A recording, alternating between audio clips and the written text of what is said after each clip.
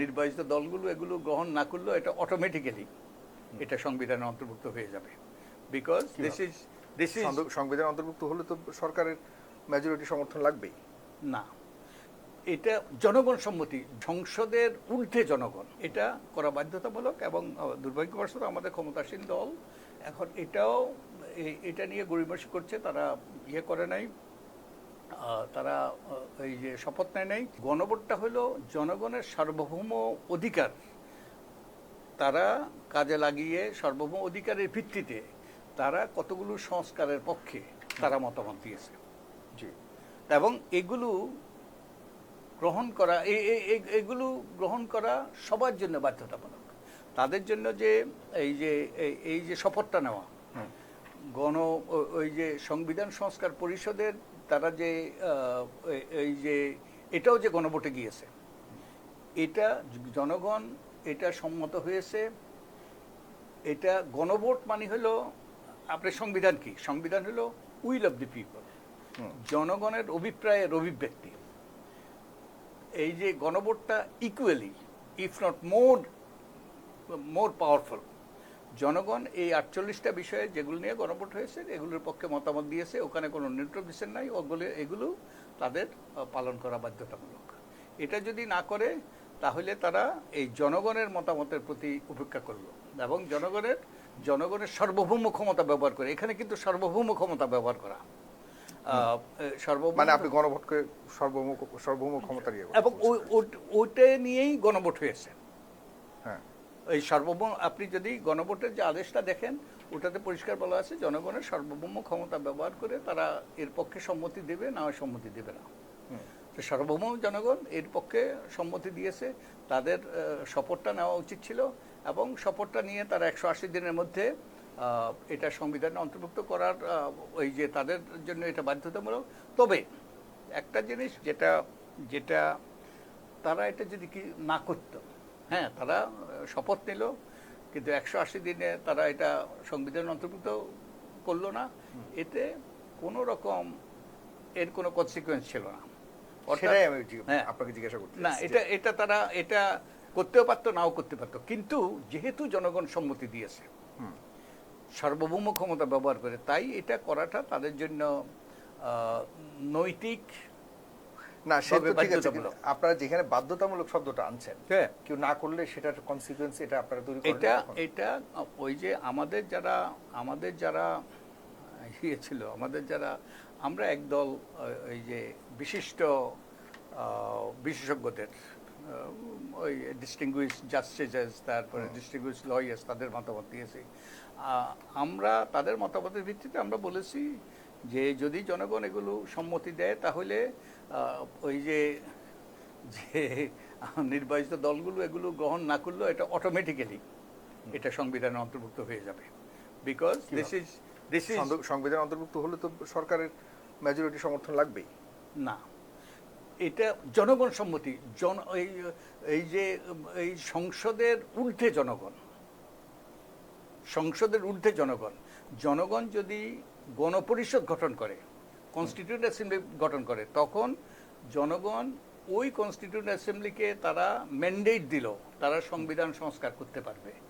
আর এই যে পার্লামেন্ট সংবিধান সংশোধন করতে পারে সংবিধানের 148 অনুচ্ছেদের অধীনে, কিন্তু এই 142 অনুচ্ছেদের অধীনে তারা সংবিধান পরিবর্তন করতে পারে, সংবিধান সংশোধন করতে পারে, কিন্তু এগুলো সংবিধানের সব কিছু সংশোধন করতে পারে না। সংবিধানের কতগুলো আছে মৌলিক কাঠামো, পিলার।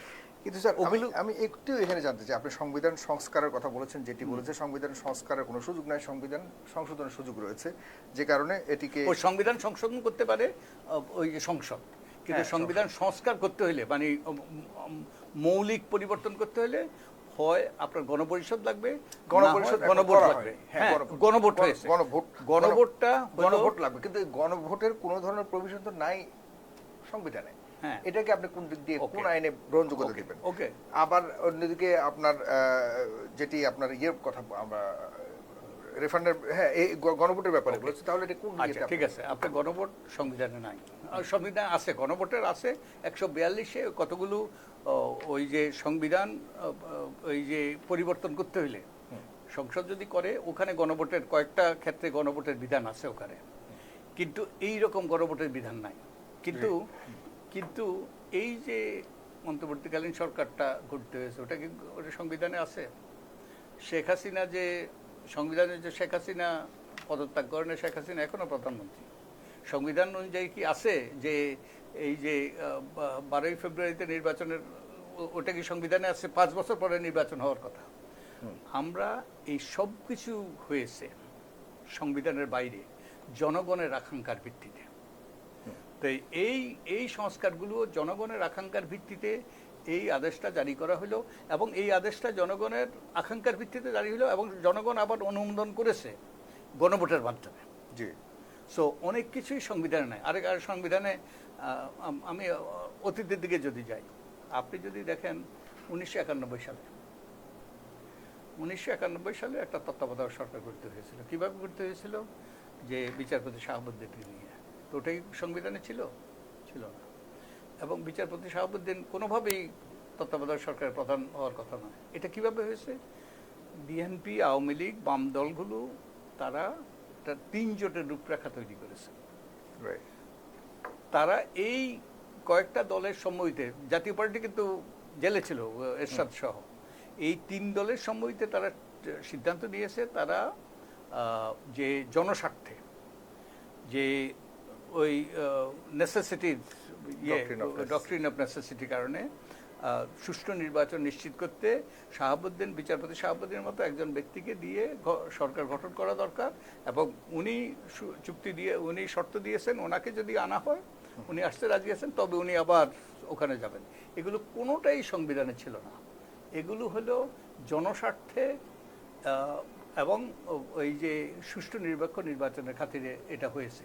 এবং এই সরকারের আমলে, গত সরকারের আমলে যেসবগুলো হয়েছে, এগুলোর অনেকগুলোই কিছু সংবিধানে ছিল না। তো এগুলো জনস্বার্থে, জন আকাঙ্ক্ষার ভিত্তিতে এগুলো হয়েছে, এবং এগুলো আবার অনুমোদন হয়েছে। এই যে আদেশটা অনুমোদন করেছে কিন্তু গণভোটের মাধ্যমে।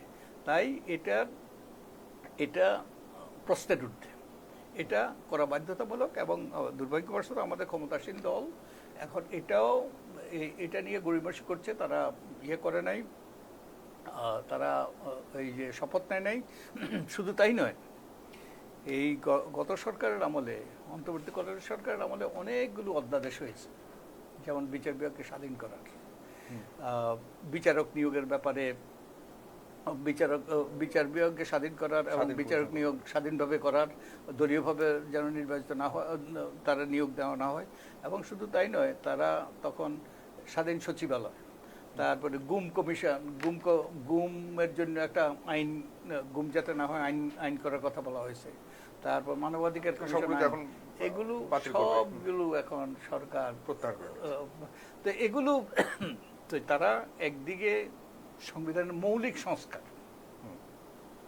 তারা এর বিরোধিতা করছে, এটা নিয়ে গড়িমসি করছে। আরেক দিকে তারা যেই এই মানবাধিকার কমিশন গঠন, তারপরে বিচারপতিদের নিয়োগ এবং ওই বিচার বিভাগের সচিবালয়, তারপরে ওই যে গুমের ব্যাপারে একটা আইন, এরকম অনেকগুলো আইন যেগুলো সরকারের স্বচ্ছতা, জবাবদিহিতা নিশ্চিত করত এবং জনকল্যাণে এগুলো করা উচিত ছিল। এখন এগুলো সবগুলো তারা দুর্ভাগ্যবশত গড়িমসি করতেছে এবং অনেকগুলো তারা রহিত করে দিচ্ছে।